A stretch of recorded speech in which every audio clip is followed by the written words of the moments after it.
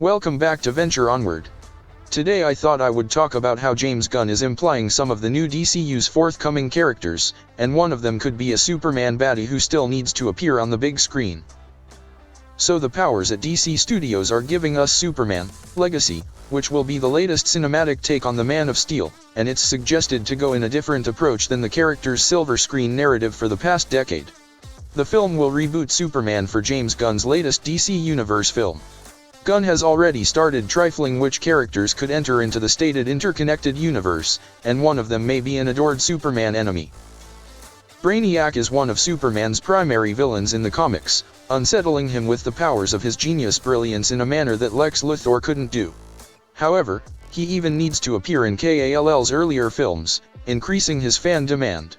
His cases could yet alter in the DCU, and it could save the already controversial Superman Legacy.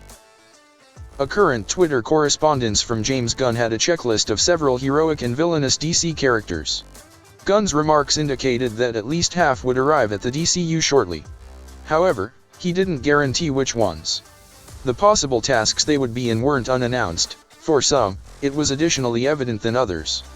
The Court of Owls and Nightwing were among the documented individuals, and they'll presumably both hold a position in the forthcoming movie The Brave and the Bold. Those are also hotly expected characters by fans to exhibit in the DCU, creating their inclusion as a fantasy come to fruition. Another favorably expected character is Brainiac, who's the most significant Superman baddie to never appear in one of his theatrical films. Brainiac was even on the checklist, so the odds of his appearing in the DC universe soon are more elevated than not. The most prominent sight would be in Superman Legacy, though he could be a baddie meant for fortune instead of the primary antagonist. For the film's hope, yet, it could be most reasonable to pit the Kal-El and Brainiac against his Kryptonian rival Superman in the takeoff film of the new DCU. Superman Legacy will be more optimistic than the last cinematic, Superman, though more is required for some franchise lovers.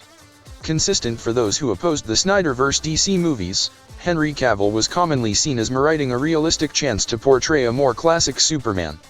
However, that was cut short when Cavill was officially dismissed after DC Studios decided to reboot the character, enraging those eager to see him in part again behind the Black Adam film.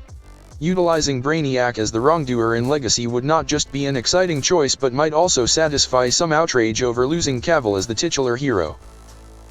Brainiac is the villain in an unmade script for Man of Steel 2, so employing him in Legacy is a narrative for the fractured fandom of the new direction of the DCU.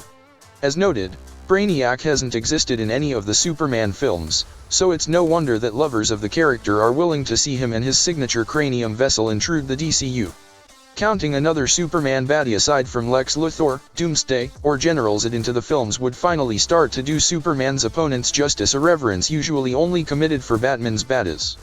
Given that Gunn's finger is generally on the vibration of what lovers of the DCU want and audiences enjoy, likely, Superman's green-skinned adversary will ultimately be exhibiting on the silver screen via the new DC universe. Brainiac is an enemy that has been sorely missing in the Superman film franchise, so yeah, that would be a big W for me.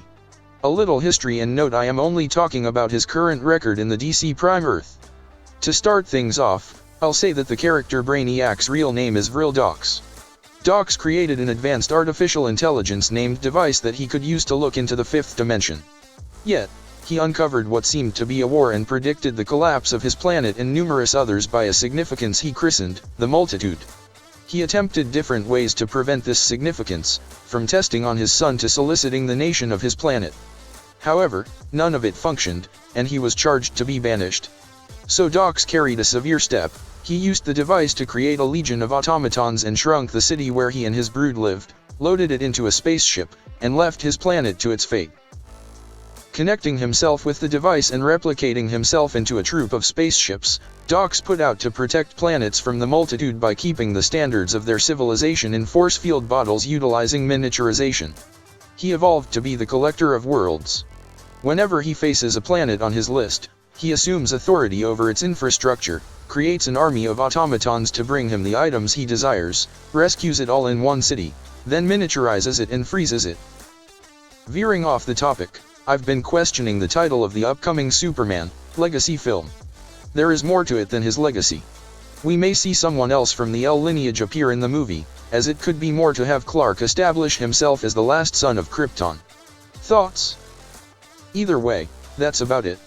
Thank you for listening. Until next time, venture onward. Superman Legacy is planned to arrive in theaters sometime on July 11, 2025.